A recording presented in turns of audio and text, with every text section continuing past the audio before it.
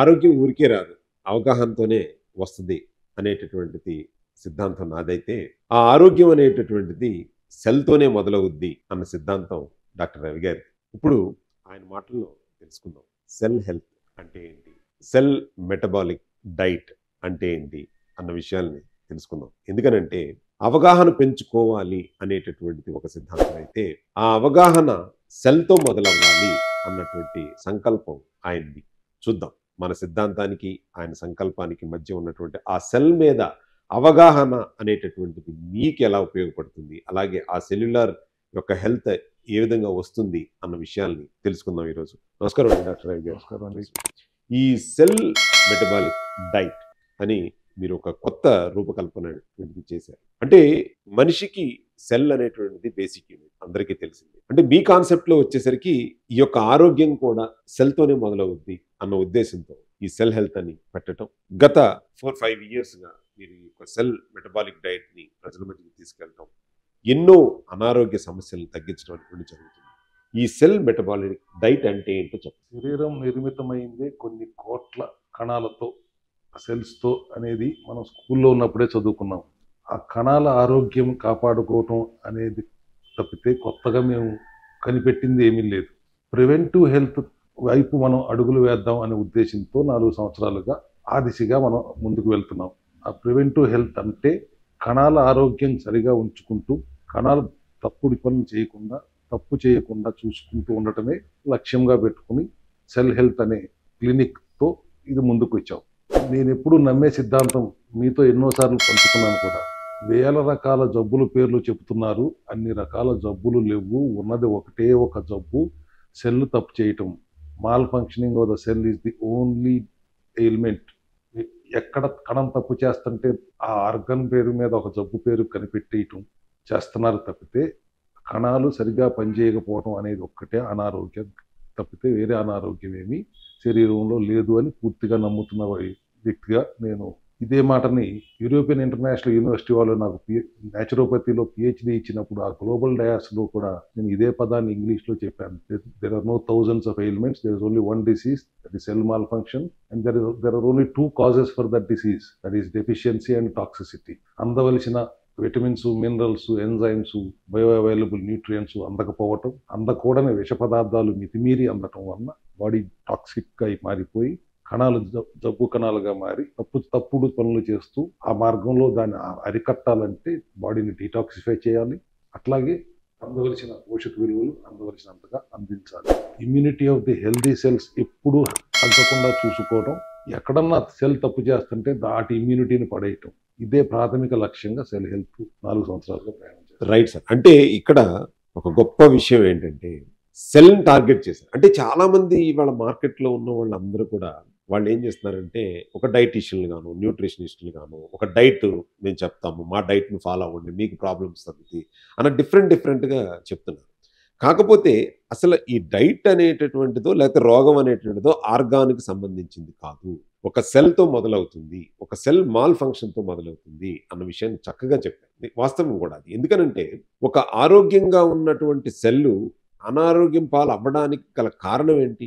Only 2. Doctor Ravi గారు చెప్పినట్టు 2 కారణాలు. ఒకటి టాక్సిసిటీ పెరగడం, అంటే అది మనకు పడన ఆహారం కంటిన్యూస్గా తీసుకుంటున్నా, లేదు మనకు శరీరానికి సంబంధం లేనటువంటి దాన్ని కంటిన్యూస్గా ఈ యొక్క కణం ఆపాదించుకుంటున్నా సరే టాక్సిసిటీ అనేటువంటిది పెరిగిపోతుంది, డిసీజ్ కారణం. రెండోది ముఖ్యమైనటువంటిది ఏంటంటే సెల్కి కావలసినటువంటి పోషకాలు లోపం వల్ల కూడా వస్తాయి. ఇది మన చేతిలోనే ఉంటుంది. రవి గారు మీరు చెప్పినట్టు యాక్చువల్గా సెల్ టాక్సిసిటీ అనేటటువంటిది మన చేతిలో ఉంది. కాకపోతే సెల్ రిక్వైర్మెంట్ ఏం కావాలి, ఏది ఇస్తే కనుక ఆరోగ్యంగా పనిచేస్తుంది అన్న విషయం మనం చెప్తే అర్థం అవుతుంది. దానికి తగ్గట్టుగా కనుక పోషకాలను అందిస్తే కూడా టాక్సిసిటీ అనేటువంటి తగ్గుతుంది. ఎంతవరకు వాస్తవం అంటే మనం తగ్గించడానికి, పెంచడానికి మనం డాక్టర్లు అని అందరూ అనుకుంటున్నారు కానీ అండి, ప్రపంచం అంతా అన్ని మతాల వాళ్ళు నమ్ముతున్న సిద్ధాంతం ఆధ్యాత్మికంగా ఏమి నమ్ముతారు?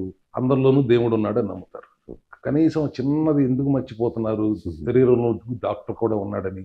మన శరీరం కంటే మించిన డాక్టర్ ఎవడూ లేరు ప్రపంచంలో అనేది మన అందరికీ తెలిసిన విషయం అయినప్పటికీ మర్చిపోతున్నాం. మనం చేయవలసిందల్లా లోపల ఉన్న డాక్టర్ని పని చేసుకునేవాటిని. బయట నుంచి మేమందరం ఇచ్చేది ఆ పెద్ద డాక్టర్ గారికి అందించాల్సిన సపోర్ట్ మేము అందించడం మాత్రమే. ఎక్సలెంట్, బాగా చెప్పారు. అంతే సెల్ హెల్త్ క్లినిక్లో మేము నా టీమ్ ఆఫ్ డాక్టర్స్ ఆ సీనియర్ డాక్టర్కి అసిస్ట్ చేస్తున్నాం. ఇదే పని మీరు కూడా చేసుకోవచ్చు కదా. మీరు సీనియర్ డాక్టర్లకు అసిస్టెంట్లు, మేము అందరం జూనియర్ డాక్టర్లమే సార్. అంతే కదా. ఇక్కడే ఒక సీనియర్ డాక్టర్ ఎవరైతే సెల్ హెల్త్కి వచ్చి బాబు నాకు ఈ ప్రాబ్లం ఉందని కానీ లేకపోతే నా ఆరోగ్యం ఎలా ఉందని కానీ చెబితే ఆ డాక్టర్లకి ఆ డాక్టర్ గారు మిస్ అయిపోయిన వాటిని డాక్టర్ గారు మీరు ఇది మిస్ అయిపోయారు, ఇది ఎందుకు చూసుకుంటలేదు, మీరు ఇది చూసుకోండి అని చెప్పడమే మీ బాధ్యత. అంతే కదండి. Very nice. మీరు లోపల ఉన్న డాక్టర్ని మర్చిపోయి మా వైపు చూస్తున్నారు.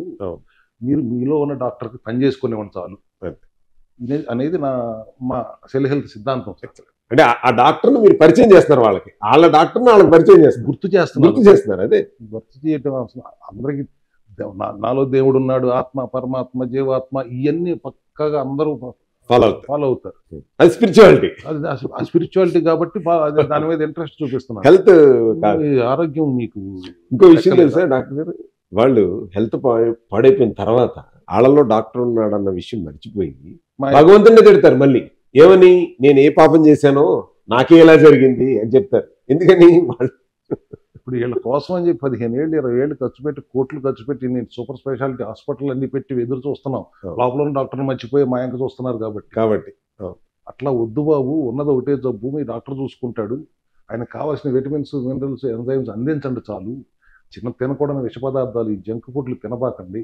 కావాల్సిన ఎసెన్షియల్ ఎమినో యాసిడ్స్ ఏవైతే ఉన్నాయో, మీడియం చైన్ ఫ్యాటీ యాసిడ్స్ కానీ, ఒమేగా 3 ఫ్యాటీ యాసిడ్స్ కానీ, క్యాప్రిలిక్ యాసిడ్ కానీ, క్యాప్రిక్ యాసిడ్ కానీ, మోనోలారిక్ యాసిడ్ కానీ, మల్టీవిటమిన్ కానీ, మల్టీ మినరల్ కానీ, ఆల్కలైన్ మినరల్ డ్రాప్స్ కానీ, సి విటమిన్ టాబ్లెట్స్ కానీ, సి విటమిన్ నిమ్మకాయలు కానీ, లేకపోతే మల్టీ ఎంజైమ్ టాబ్లెట్లు కానీ సప్లిమెంటరీ రూపంలో వాడుతూ గ్లూకోజ్ అనే ఆహారాన్ని ఎంత తక్కువగా కుదిరితే అంత తక్కువగా కొద్ది రోజుల పాటు ఆహారంలో ఉండేలా చూసుకుంటూ మీ ఆహార విధానాన్ని కొద్దిగా మార్పు చేసుకుంటే సంవత్సరానికి ఒక్క 42 రోజుల పాటు, సైకిల్ కొంటేనే సర్వీసింగ్ ఇస్తారు కదా, అది ఇంత పెద్ద వాహనానికి సంవత్సరానికి ఒక్కసారి సర్వీసింగ్ చేయమనేది సెల్ హెల్త్ చెప్తుంది.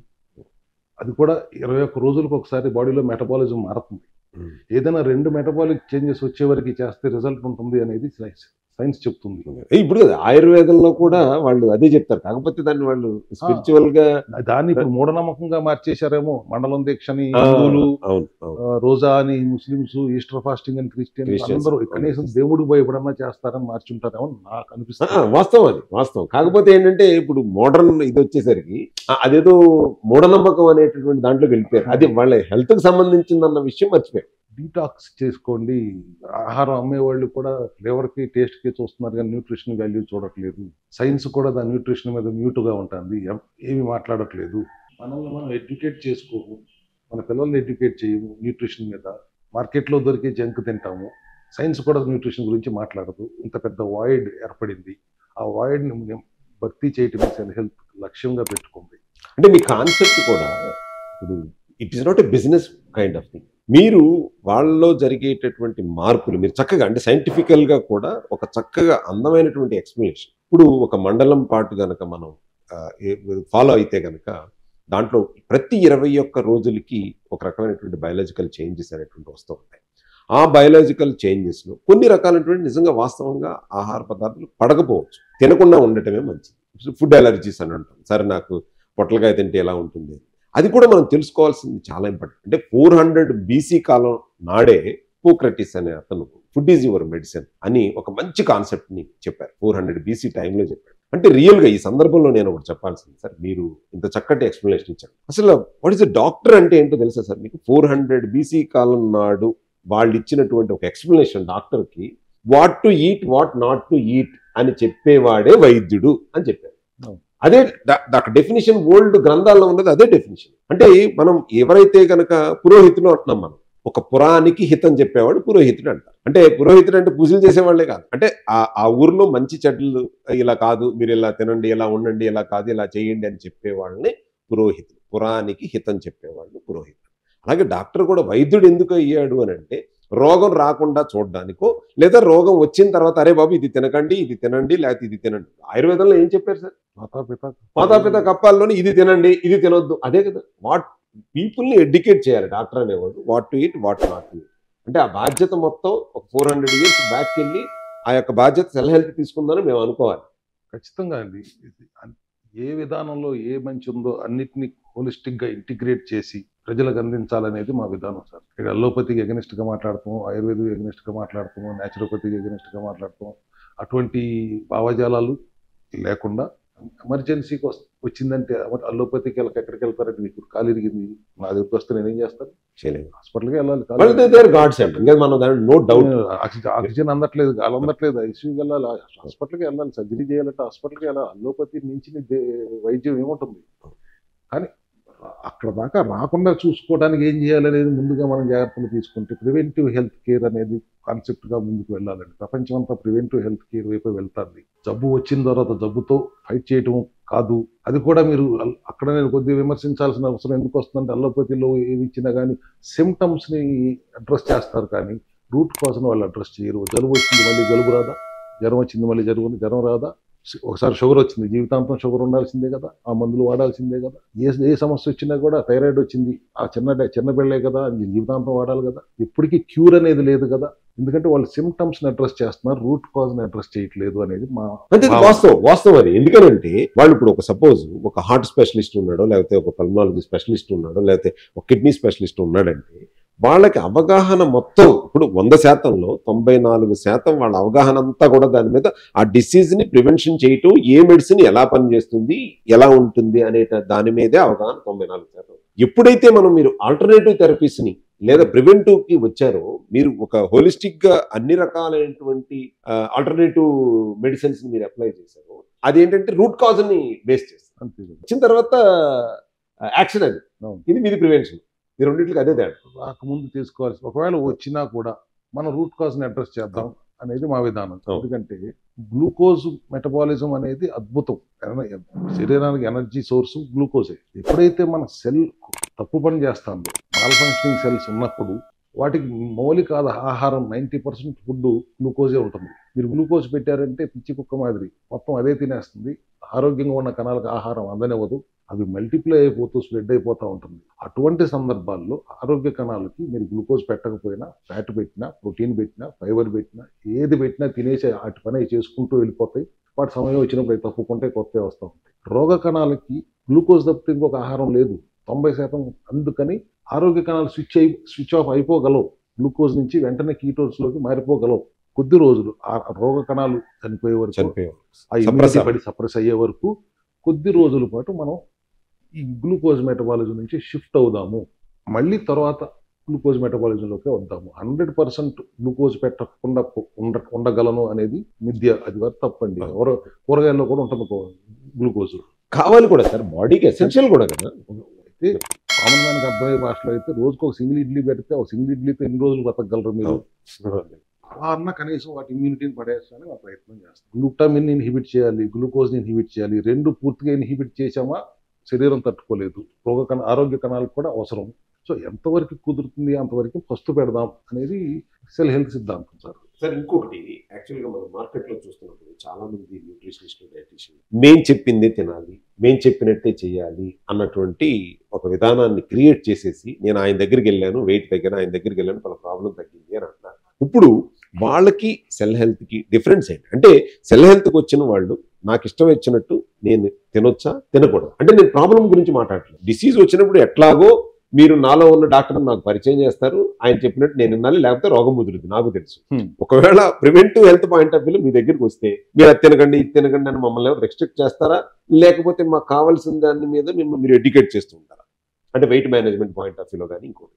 మీ ఇష్టం వచ్చింది తింటాం అనుకుంటే ఇక్కడ రావక్కర్లేదండి. మొదటిది విచక్షణతో తినండి, ఏది తిన్నా విచ్చలవిడిగా తినకండి. ఇది ఒక్కటే నా చెప్పదలేదు. ఒక 42 రోజుల పాటు బండి సర్వీసింగ్ ఇస్తూ ఉండండి ప్రతి సంవత్సరం. హాస్పిటల్కి తలుపు తట్టాల్సిన అవసరం ఉండదు. గ్లూకోజ్ మెటబాలిజం నుంచి భగవంతుడో ప్రకృతితో ఎవరు ఏది నమ్మితే అది 2 మెటబాలిజం శరీరానికి ఇచ్చాడు. గ్లూకోజ్ మెటబాలిజం, కీటోన్ మెటబాలిజం ఇచ్చాడు అంటే వాడుకోమనే కదా.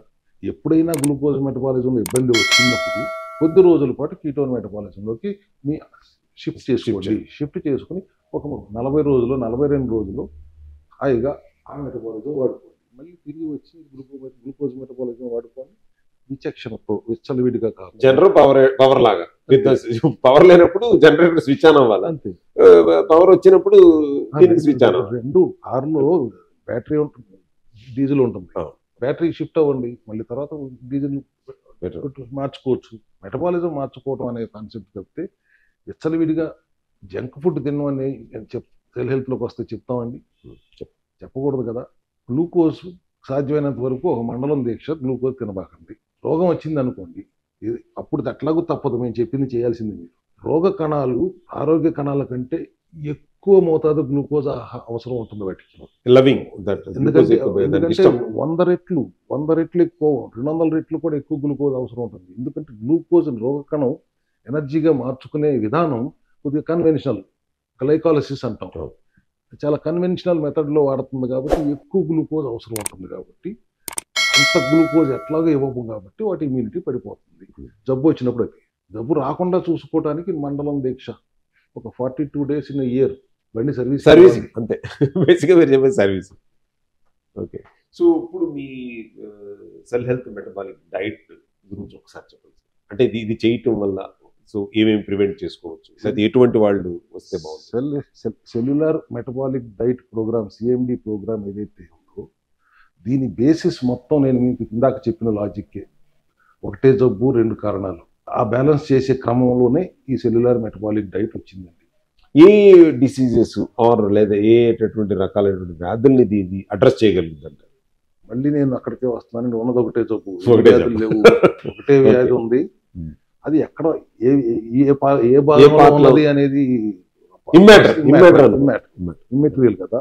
ఉన్న జబ్బుని అడ్రస్ చేయాలంటే వాటికి పెట్టకూడని విష పదార్థాలు ఎలానివ్వకుండా చూసుకోవాలి. ఆల్రెడీ వెళ్ళిపోయిన వాటిని కడగాలి, డీటాక్స్ చేయాలి. బాడీ డీటాక్స్ చేయాలంటే బెస్ట్ మెథడ్ ఏమిటి? మీడియం చైన్ ఫ్యాటీ యాసిడ్స్ వాడతారు. Caprylic acid, monolauric acid. ఈ మీడియం చైన్ ఫ్యాటీ యాసిడ్స్ బ్రహ్మాండంగా బాడీని డీటాక్స్ చేస్తుంది. అట్లాగే ఒమేగా 3 ఫ్యాటీ యాసిడ్స్ తల్లిపాలు తాగుతున్నప్పుడు మాత్రమే కొద్ది మాత్రం బాడీలో ఉంటుంది, కానీ తర్వాత నుంచి లోపించేస్తుంది. దానికి చేప నూనె క్యాప్సూల్స్ వాడేస్తున్నారు మార్కెట్లో విచ్చలవిడిగా. అది కూడా సాఫ్ట్ జెల్, నాన్ వెజిటేరియన్ వేస్ట్తో చేసిన క్యాప్సూల్స్ వాడుతున్నారు. అటువంటి ఏమొద్దు. అసలు చేపలోకి ఒమేగా 3 ఏదైతే ఈకోసా పెంటనాయిక్ యాసిడ్ అనో, డొకోసా ఎక్సనాయిక్ యాసిడ్ అనో, ఈపీఏ, డిహెచ్ఏ అంటారు. ఇవి చేపలోనే ఎందుకు ఉంటున్నాయి? ఎందుకంటే సముద్రంలో ఉన్న ఆల్గే అది తింటాంది కాబట్టి, ఆల్గే నుంచి వచ్చిన ఒమేగాని చేపలోకి వెళ్తాంది కాబట్టి ఆ ఆయిల్లో కొంత మోతాదు. అసలు మనం ఆల్గేని డైరెక్ట్గా సోర్స్ చేసి ఆల్గే నుంచే మనం ఆయిల్ ఎక్స్ట్రాక్ట్ చేస్తే 3 రెట్లు ఎక్కువ ఒమేగా ఉంటుంది కదా.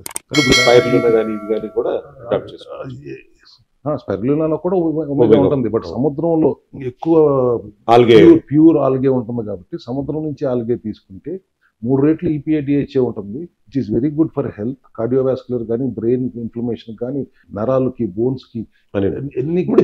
చైనీస్ కూడా అందుకనే రీజన్ అంటారు సార్. ఇప్పుడు సీవీడ్ ఇప్పుడు మనం ఏదో చిక్కి పట్టిలాగా ఉంటుంది, వాళ్ళు టేబుల్ మీద పెట్టుకుంటారు, దాన్ని తీసుకుని సూపుల్లో వాడతారు కదా. అవును, చైనీస్ ట్రెడిషనల్ మెడిసిన్ లో అది మెయిన్ భాగం ఆల్గే ఉంటుంది. సో ఆ ఒమేగా 3 వాడటం కానీ, మరి ముఖ్యంగా D3 డెఫిషియన్సీ వలన వచ్చే అనారోగ్యాలని నివారించడం కానీ, మల్టీవిటమిన్ డెఫిషియన్సీ ఉన్న, ఎంజైమ్ డెఫిషియన్సీ ఉన్న, మినరల్ డెఫిషియన్సీ ఉన్న, అన్నిటికంటే ముఖ్యమైనది బాడీలో ఆక్సిజనేటెడ్ ఎన్విరాన్మెంట్ క్రియేట్ అవ్వాలన్నా, దానికి కావాల్సిన 4-5 లీటర్లు నీళ్లు తాగాలన్నా, ఇవన్నీ కాంబినేషన్లో తయారైందే సెల్యులర్ మెటబాలిక్ డైట్ అండి. ఎక్సలెంట్. దాంతోపాటు ఏదైతే కార్బోహైడ్రేట్స్ తినకూడదు అంటామో, కుదిరినంత మేర కార్బోహైడ్రేట్స్ని మన ఆహారంలో ఉండనివ్వకుండా చూసుకుంటే, ఫ్యాట్, బ్యాలెన్స్డ్గా ప్రోటీన్, ఎక్కువగా ఫైబర్ కలిపిన ఆహార విధానాన్ని మనం సమర్థిస్తాం. అంటే మీ ఉద్దేశం ప్రకారం డిసీజులకు పేర్లు పెట్టకుండా ఒకటే డిసీజ్, ఆ ఒక్క డిసీజెస్ కు ముందు అవైలబిలిటీ ఇక్కడ ఉంటుంది, ముందు అనొచ్చా, ముందు అనకూడదేమో. సప్లిమెంటే ఉంటుందండి విధానం, సప్లిమెంటరీ సపోర్ట్ ఉంటుంది. కానీ మీరు చెప్పినట్టుగా నేను ఒప్పుకోవాలంటే మందు ఏంటి, మీలో ఉన్న వైద్యుని గుర్తించడం, అంతే పర్ఫెక్ట్. మీలో ఉన్న వైద్యుని గుర్తించడం, ఆయనకు కావాల్సిన సపోర్ట్ చేయటం. జబ్బు రోగ కణాలు రాకుండా చూసుకోవాలి. వచ్చిన తర్వాత ఏం చేయాలంటే ఈ విధానం మీకు ఎక్స్ప్లెయిన్. సో అంటే ఇక్కడ చక్కటి ఎక్స్ప్లెనేషన్, అట్లాగే ఒక చక్కటి కాన్సెప్ట్ కూడా. ఆరోగ్యానికి మూల కారణం, శరీరానికి మూలం ఆ కణం, అదే సెల్. ఆ సెల్ హెల్త్ చూడటమే మా యొక్క లక్ష్యం అనేటటువంటి ఒక లక్ష్యంతో ముందుకు సాగుతున్నటువంటి డాక్టర్ రవి గారికి సో నా తరపున ధన్యవాదాలు చెప్పుకుంటూ, అట్లాగే ఆయనతో కలిసి నడవడానికి చాలా సంతోషంగా ఉందని మీ అందరి ముందు చెప్తూ చాలా సంతోషం డాక్టర్ గారు. Thank thank you. యూ.